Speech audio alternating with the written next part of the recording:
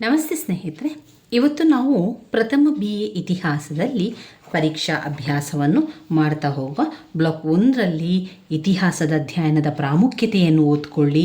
ಆಮೇಲೆ ಪ್ರಾಚೀನ ಭಾರತದ ಇತಿಹಾಸದ ಬಗ್ಗೆ, ಹರಪ್ಪ ಸಂಸ್ಕೃತಿ ಯೋಜನೆ ಬಗ್ಗೆ, ವೇದೋತ್ತರದ ಕಾಲದ ಸಾಮಾಜಿಕ ಆರ್ಥಿಕ ಜೀವನದ ಬಗ್ಗೆ, ಹಾಗೆ ಹೊಸ ಮತಗಳ ಉದಯದ ಕಾರಣಗಳ ಬಗ್ಗೆ, ಉತ್ತರ ವೈದಿಕ ಕಾಲದ ಸಾಮಾಜಿಕ ಧಾರ್ಮಿಕ ಪರಿಸ್ಥಿತಿಯ ಬಗ್ಗೆ ಓದ್ಕೊಳ್ಬೇಕು. ಇವಿಷ್ಟು ಬ್ಲಾಕ್ 1ರಲ್ಲಿ ನೀವು ಓದಲೇಬೇಕಾಗಿರುವಂತಹ ಪ್ರಶ್ನೆಗಳು. ನೀವು ಈಗಾಗಲೇ ಓದಲಿಕ್ಕೆ ಆರಂಭ ಮಾಡಿದರೆ ನಿಮ್ಮ ಪರೀಕ್ಷೆಯ ಅಭ್ಯಾಸವನ್ನು ಮುಂದುವರಿಸ್ತಾ ಹೋಗಿ. ಯಾರೆಲ್ಲ ಇದುವರೆಗೂ ಓದಲೇ ಇಲ್ಲ ಅಂತಾದವರು, ನಾನು ಕೆಲವೊಂದು ಮುಖ್ಯವಾದಂತಹ ಪ್ರಶ್ನೆಗಳ ವಿವರಣೆಯನ್ನು ಹೇಳ್ತಾ ಹೋಗ್ತೇನೆ. ನಿಮ್ಮ ಬೇರೆ ಕೆಲಸಗಳ ಜೊತೆಗೆ ಅದನ್ನು ಕೇಳ್ತಾ ಆ ಪಾಯಿಂಟ್ಸ್ಗಳನ್ನು 2-3 ಬಾರಿ ಹೇಳ್ಕೊಳ್ಳಿ. ಅದುವೇ ನಿಮ್ಮ ಪರೀಕ್ಷೆಯ ತಯಾರಿ ಆಗ್ತದೆ. ಪರೀಕ್ಷೆ ಇದೆ ಎಂದು ಭಯ ಬೇಡ. ಪರೀಕ್ಷೆಗೆ ನೀವು ಭಯ ಪಡಬೇಡಿ. ಪರೀಕ್ಷೆಗೆ ನೀವು ಮಾಡಬೇಕಾಗಿರುವಂಥದ್ದು ಅಭ್ಯಾಸವನ್ನು ಮಾಡಲಿಕ್ಕೆ ಸಮಯ ಇಲ್ಲ ಅಂತಾದರೆ ನಿಮ್ಮ ಬೇರೆ ಕೆಲಸಗಳ ಜೊತೆಗೆ, ನಿಮ್ಮ ಇತರ ಕೆಲಸಗಳ ಜೊತೆಗೆ, ಮನೆ ಕೆಲಸದ ಜೊತೆಗೆ, ಹಾಗೆ ನೀವು ಪ್ರಯಾಣ ಮಾಡುವಂತಹ ಸಂದರ್ಭದಲ್ಲಿ ವಿಡಿಯೋವನ್ನು ಕೇಳ್ತಾ ಇರಿ. ಆ ಕೇಳುವುದರ ಜೊತೆಗೆ ಆ ಪಾಯಿಂಟ್ಸ್ಗಳನ್ನು ರಿಪೀಟ್ ಮಾಡಿ ಹೇಳ್ತಾ ಇರಿ. ಆವಾಗ ನಿಮಗೆ ಎಲ್ಲ ಕೂಡ ನೆನಪಲ್ಲಿ ಕೂಡ ಉಳಿಲಿಕ್ಕೆ ಸಾಧ್ಯ ಆಗ್ತದೆ. ಇನ್ನು ಪರೀಕ್ಷೆಗೆ ತುಂಬಾ ಭಯಪಟ್ಟರೆ ಓದಿದ್ದೆಲ್ಲ ಕೂಡ ಮರ್ತೋಗ್ತದೆ. ಅದಕ್ಕೋಸ್ಕರ ಭಯ ಪಡಬೇಡಿ. ನಿಮಗೆ ನೀವೇ ಧೈರ್ಯವನ್ನು ತುಂಬ್ತಾ ಇರಬೇಕು. ನಿಮಗೆ ನೀವೇ ಹೇಳ್ತಾ ಇರಬೇಕು, ಇಲ್ಲ ನಾನು ಓದ್ಕೊಳ್ತೇನೆ, ನಾನು ಪರೀಕ್ಷೆ ತಯಾರಿಯನ್ನು ಮಾಡ್ತಾ ಇದ್ದೇನೆ, ನನಗೆಲ್ಲವೂ ಕೂಡ ನೆನಪಲ್ಲಿರ್ತದೆ, ನಾನು ಚೆನ್ನಾಗಿ ಪರೀಕ್ಷೆಯನ್ನು ಬರಿತೇನೆ ಅಂತ ನಿಮಗೆ ನೀವೇ ಧೈರ್ಯವನ್ನು ತುಂಬ್ತಾ ಇರಬೇಕು. ಅದರ ಜೊತೆಗೆ ಪರೀಕ್ಷಾ ತಯಾರಿಯನ್ನು ಕೂಡ ಮಾಡಬೇಕು. ಪರೀಕ್ಷೆ ತಯಾರಿಯನ್ನು ಮಾಡಿದರೆ ಸಾಕಾಗುವುದಿಲ್ಲ. ನೀವೇನು ಮಾಡಬೇಕು, ಪುನರಾವರ್ತನಾ ಅಭ್ಯಾಸವನ್ನು ಮಾಡಬೇಕು. ಒಮ್ಮೆ ಓದ್ಕೊಂಡು ಹೋದ ನಂತರ ಆ ಒಂದು ಪ್ರಶ್ನೆಯ ಉತ್ತರವನ್ನು ನೋಡದೆ ಹೇಳಲಿಕ್ಕೆ ಪ್ರಯತ್ನಿಸಿ. ಆ ಪಾಯಿಂಟ್ಸ್ಗಳನ್ನು ಆದಷ್ಟು 2-3 ಬಾರಿ ಹೇಳಿಕೊಂಡು ನಂತರ ನೀವು ನೋಡದೆ ಆ ಪಾಯಿಂಟ್ಸ್ಗಳನ್ನು ಹೇಳಿ. ವಿವರಣೆಯನ್ನು ಒಮ್ಮೆ ಓದ್ಕೊಂಡ್ರೆ ಸಾಕು. ನಂತರ ನಿಮ್ಮದೇ ಆದ ವಿವರಣೆಯನ್ನು ಬರಿತಾ ಹೋಗ್ಬೋದು. ಆ ಪಾಯಿಂಟ್ಸ್ಗೆ ಸಂಬಂಧಪಟ್ಟಂಥ ವಿವರಣೆಯನ್ನು ಬರೀಬೇಕು. ಇನ್ನು ಬ್ಲಾಕ್ 2ರಲ್ಲಿ ನೀವು ಯಾವುದನ್ನು ಓದ್ಕೊಳ್ಬೇಕು? ಮೌರ್ಯರ ಸಾಮ್ರಾಜ್ಯದ ಆಡಳಿತ ಲಕ್ಷಣಗಳು, ಆಮೇಲೆ ಗುಪ್ತರ ರಾಜ್ಯದ ಕೊಡುಗೆಗಳು, ರಜಪೂತರ ಕೊಡುಗೆಗಳನ್ನು ಓದ್ಕೊಳ್ಬೇಕು. ಬ್ಲಾಕ್ 3ರಲ್ಲಿ ಚೋಳರ ಬಗ್ಗೆ ಓದ್ಕೊಳ್ಬೇಕು. ಅಷ್ಟೇ ಅಲ್ಲದೆ ಶಂಕರಾಚಾರ್ಯರು, ರಾಮಾನುಜಾಚಾರ್ಯರು, ಮಧ್ವಾಚಾರ್ಯರ ಬಗ್ಗೆ, ಬಸವಣ್ಣನವರ ಬಗ್ಗೆ ತಿಳ್ಕೊಳ್ಬೇಕು. ಬ್ಲಾಕ್ 4ರಲ್ಲಿ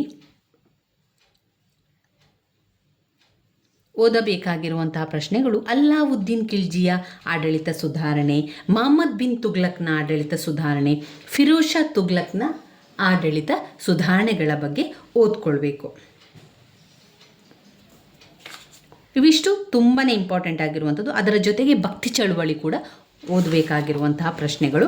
ನೀವು ಹಳೆಯ ಪ್ರಶ್ನೆ ಪತ್ರಿಕೆಗಳನ್ನು ನೋಡಿದ್ದೀರಿ ಅಂತ ಅಂದ್ಕೊಂಡಿದ್ದೇನೆ. ನಾನು ಹಳೆಯ ವಿಡಿಯೋದಲ್ಲಿ ಎಲ್ಲವೂ ಕೂಡ ನಿಮಗೆ ತೋರಿಸಿದ್ದೇನೆ. ಯಾರೆಲ್ಲ ನೋಡ್ಕೊಳ್ಳಿಲ್ವೋ ಇದನ್ನು ನೋಡ್ಕೊಳ್ಳಿ. ಪ್ರಶ್ನೆ ಪತ್ರಿಕೆ ಯಾವ ಪ್ರಶ್ನೆಗಳು ಬಂದಿದೆ ಅಂತ ನಿಮಗೆ ನಾನು ಹೇಳ್ತಾ ಹೋಗ್ತೇನೆ.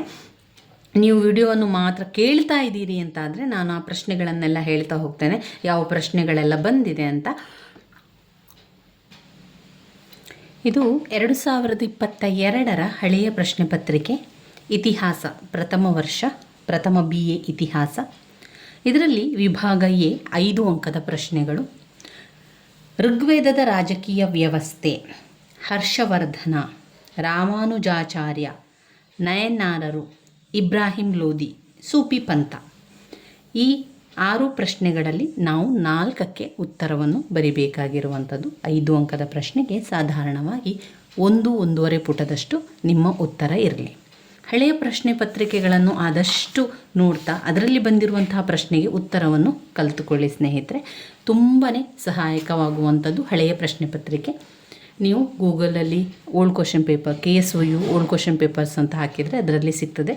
ನೀವು ಒಂದು 3-4 ವರ್ಷದ ಹಳೆಯ ಪ್ರಶ್ನೆ ಪತ್ರಿಕೆಗಳನ್ನು ನೋಡಿಕೊಂಡು ಅದರಲ್ಲಿ ಬಂದಿರುವಂತಹ ಪ್ರಶ್ನೆಗೆ ಮೊದಲು ಉತ್ತರವನ್ನು ತಿಳ್ಕೊಳ್ಳಿ. ವಿಭಾಗ B 10 ಅಂಕದ ಪ್ರಶ್ನೆ. 10 ಅಂಕದ ಪ್ರಶ್ನೆಗೆ 3-4 ಪುಟದಷ್ಟು ನಿಮ್ಮ ಉತ್ತರ ಇರಲಿ. ಇಲ್ಲಿ ಬಂದಿರುವಂತಹ ಪ್ರಶ್ನೆ: ಸಿಂಧೂ ಕಣಿವೆ ನಾಗರಿಕತೆಯ ನಗರ ಯೋಜನೆಯನ್ನು ವಿವರಿಸಿ. ನಳಂದ ವಿಶ್ವವಿದ್ಯಾನಿಲಯವನ್ನು ಕುರಿತು ಟಿಪ್ಪಣಿ ಬರೆಯಿರಿ. ಗೌತಮಿ ಪುತ್ರ ಶಾತಕರ್ಣಿಯ ಸಾಧನೆಗಳನ್ನು ವಿವರಿಸಿ. ಚೋಳರ ರಾಜಕೀಯ ವ್ಯವಸ್ಥೆಯನ್ನು ಚರ್ಚಿಸಿ. ಅಲ್ಲಾವುದ್ದೀನ್ ಖಿಲ್ಜಿಯ ಆರ್ಥಿಕ ಸುಧಾರಣೆಗಳನ್ನು ವಿಶ್ಲೇಷಿಸಿ. ಒಟ್ಟು 5 ಪ್ರಶ್ನೆಗಳನ್ನು ಕೊಟ್ಟಿದ್ದಾರೆ. ನಾವು 3 ಪ್ರಶ್ನೆಗೆ ಉತ್ತರವನ್ನು ಬರೀಬೇಕು. ವಿಭಾಗ ಸಿ 15 ಅಂಕದ ಪ್ರಶ್ನೆ. 15 ಅಂಕದ ಪ್ರಶ್ನೆಗೆ ಸಾಧಾರಣವಾಗಿ 4ರಿಂದ 5 ಪುಟದಷ್ಟು ನಿಮ್ಮ ಉತ್ತರ ಇರಲಿ. ವಿಭಾಗ ಸಿಯಲ್ಲಿ 4 ಪ್ರಶ್ನೆಗಳನ್ನು ಕೊಡುತ್ತಾರೆ. ಅದರಲ್ಲಿ ನಾವು 2 ಪ್ರಶ್ನೆಗೆ ಉತ್ತರವನ್ನು ಬರೀಬೇಕು. ಗೌತಮ ಬುದ್ಧನ ಜೀವನ ಮತ್ತು ಬೋಧನೆಗಳನ್ನು ವಿವರಿಸಿ. ಅಶೋಕನ ಧಾರ್ಮಿಕ ನೀತಿಯನ್ನು ಚರ್ಚಿಸಿ. ಬಸವೇಶ್ವರರ ಸಾಮಾಜಿಕ ಧಾರ್ಮಿಕ ಸುಧಾರಣೆಗಳನ್ನು ವಿವರಿಸಿ. ಫಿರೋಜ್ ಶಾ ತುಘಲಕ್ನ ಆಡಳಿತ ಸುಧಾರಣೆಗಳನ್ನು ವಿವರಿಸಿ. ಇವಿಷ್ಟು ಪ್ರಶ್ನೆಗಳಿಗೆ ಉತ್ತರವನ್ನು ತಿಳ್ಕೊಳ್ಳಿ ಸ್ನೇಹಿತರೆ. ಈಗಾಗಲೇ ನಾನು ನಿಮಗೆ ಈ ಎಲ್ಲ ಪ್ರಶ್ನೆಗಳ ಉತ್ತರವನ್ನು ಕೂಡ ತಿಳಿಸ್ಕೊಟ್ಟಿದ್ದೇನೆ. ಪ್ಲೇಲಿಸ್ಟಲ್ಲಿದೆ ಎಲ್ಲವೂ ಕೂಡ. ಇನ್ನು ನಾವು ಒಂದೊಂದು ಮುಖ್ಯವಾದ ಪ್ರಶ್ನೆಗಳ ವಿವರಣೆಗಳನ್ನು, ಪಾಯಿಂಟ್ಸ್ಗಳನ್ನು ಎಲ್ಲವನ್ನು ಕೂಡ ನಿಮಗೆ ನಾನು ತಿಳಿಸ್ತಾ ಹೋಗ್ತೇನೆ. ಮುಂದಿನ ವಿಡಿಯೋದಲ್ಲಿ ಅವುಗಳೆಲ್ಲದರ ಬಗ್ಗೆ ತಿಳಿತಾ ಹೋಗುವ.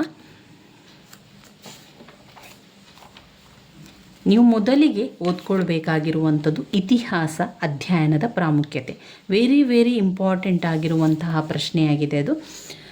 ಸ್ಕಿಪ್ ಮಾಡಬೇಡಿ ಅದನ್ನು. ಅದು ಹೆಚ್ಚಾಗಿ ಕೊಡುವಂತಹ ಪ್ರಶ್ನೆ. ಅದರಲ್ಲಿ ಒಂದಿಷ್ಟು ಪಾಯಿಂಟ್ಸ್ಗಳನ್ನು ಮಾಡಿಕೊಂಡು ನೀವೇ ಓದ್ಕೊಳ್ಳಿ.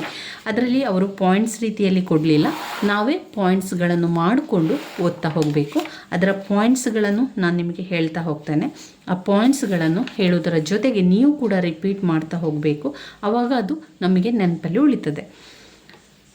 ಓದ್ಕೊಳ್ಳಿಕ್ಕೆ ಸಮಯವೇ ಇಲ್ಲ, ಕೆಲಸದ ಜೊತೆಗೆ ಓದ್ಕೊಳ್ಳಿಕ್ಕೆ ಆಗ್ತಾ ಇಲ್ಲ ಅಂತಾದವರು ನೀವೇನು ಮಾಡಿ, ವಿಡಿಯೋವನ್ನು ಕೇಳಿಕೊಳ್ಳಿ, ಆ ಪಾಯಿಂಟ್ಸ್ಗಳನ್ನು ಹೇಳ್ಕೊಳ್ಳಿ.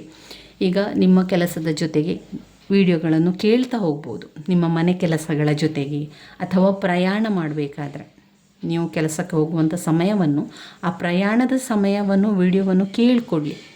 ಅಷ್ಟು ಕೇಳಿಕೊಂಡ್ರೆ ನಿಮಗೆ ಪರೀಕ್ಷೆಯನ್ನು ಚೆನ್ನಾಗಿ ಮಾಡಲಿಕ್ಕೆ ಸಾಧ್ಯ ಆಗ್ತದೆ. ಆ ಮುಖಾಂತರ ನೀವು ಪದವಿಯನ್ನು ಸಂಪೂರ್ಣಗೊಳಿಸಿ ಪದವಿಯನ್ನು ಪಾಸಾಗಲಿಕ್ಕೆ ನೀವು ವಿಡಿಯೋಗಳನ್ನು ಕೇಳ್ತಾ ಇದ್ದರೂ ಕೂಡ ಸಾಕು. ನಿಮಗೆ ಓದ್ಕೊಳ್ಳಿಕ್ಕೆ ಸಮಯ ಇಲ್ಲ ಅಂತ ಆದರೆ ನೀವು ಆ ವಿಡಿಯೋಗಳನ್ನು ಕೇಳ್ತಾ ಆ ಪಾಯಿಂಟ್ಸ್ಗಳನ್ನು ರಿಪೀಟ್ ಮಾಡಬೇಕು, ಪುನರಾವರ್ತನೆಯನ್ನು ಮಾಡಬೇಕು. ಪುನರಾವರ್ತನ ಅಭ್ಯಾಸವನ್ನು ಮಾಡಿದಷ್ಟು ನಮಗೆ ಪರೀಕ್ಷೆಗೆ ತುಂಬಾ ಸಹಾಯಕ ಆಗ್ತದೆ. ನಾನು ಪಾಯಿಂಟ್ಸನ್ನು ಹೇಳ್ತಾ ಇರಬೇಕಾದ್ರೆ ನೀವು ಕೇವಲ ಕೇಳ್ತಾ ಇರುವಂಥದ್ದಲ್ಲ, ನಾನು ಪಾಯಿಂಟ್ಸನ್ನು ಹೇಳ್ತಾ ಇರಬೇಕಾದ್ರೆ ನೀವು ಕೂಡ ಪಾಯಿಂಟ್ಸನ್ನು ಹೇಳಬೇಕು. ಆವಾಗ ಅದು ನಿಮಗೆ ತುಂಬಾ ಸಹಾಯ ಆಗ್ತದೆ. ಪುನರಾವರ್ತನ ಅಭ್ಯಾಸ ಆಗಿ ನಮಗೆ ಅದು ನೆನಪಲ್ಲಿ ಉಳಿತದೆ. ಒಮ್ಮೆ ಹೇಳಿದ ನಂತರ, ಪಾಯಿಂಟ್ಸನ್ನು ಹೇಳಿದ ನಂತರ ನೀವು ನಿಮ್ಮಷ್ಟಕ್ಕೆ ಅದನ್ನು ಮತ್ತೊಮ್ಮೆ ರಿಪೀಟ್ ಮಾಡಬೇಕು, ಮತ್ತೊಮ್ಮೆ ಅದನ್ನು ಹೇಳಬೇಕು. ಆ ಪಾಯಿಂಟ್ಸ್ಗಳನ್ನು ಆರಂಭದಿಂದ ನಾವು ಓದ್ತಾ ಇದ್ದೇವೆ ಅಂತ ಆದಾಗ ನೀವೇನು ಮಾಡಬೇಕು, ಆ ಪಾಯಿಂಟ್ಸ್ಗಳನ್ನು ಸಮಯ ಇದ್ದರೆ ಆ ಪಾಯಿಂಟ್ಸ್ಗಳನ್ನು ಪಾಯಿಂಟ್ಸ್ ಬುಕ್ಕಲ್ಲಿ ಬರ್ಕೊಳ್ಳಿ. ಇಲ್ಲ ಅಂತಾದರೆ ನೀವು 2-3 ಬಾರಿ ಪಾಯಿಂಟ್ಸನ್ನು ರಿಪೀಟ್ ಮಾಡಿ ಹೇಳ್ತಾ ಇರಿ. ಆವಾಗ ಅದು ನೆನಪಲ್ಲಿ ಉಳಿತದೆ. ಆ ರೀತಿಯಾಗಿ ಅಭ್ಯಾಸವನ್ನು ಮಾಡ್ತಾ ಹೋಗುವ. ಮುಂದಿನ ವೀಡಿಯೋದಲ್ಲಿ ಆ ರೀತಿಯಾಗಿ ಎಲ್ಲವನ್ನು ಕೂಡ ಅಭ್ಯಾಸ ಮಾಡುವ. ನನ್ನ ವೀಡಿಯೋಸ್ ಎಲ್ಲ ನಿಮಗೆ ಇಷ್ಟ ಆಗಿದ್ದರೆ ಲೈಕ್ ಕೊಡಿ, ಶೇರ್ ಮಾಡಿ, ಸಬ್ಸ್ಕ್ರೈಬ್ ಮಾಡಲಿಕ್ಕೆ ಮರಿಬೇಡಿ. ಧನ್ಯವಾದಗಳು.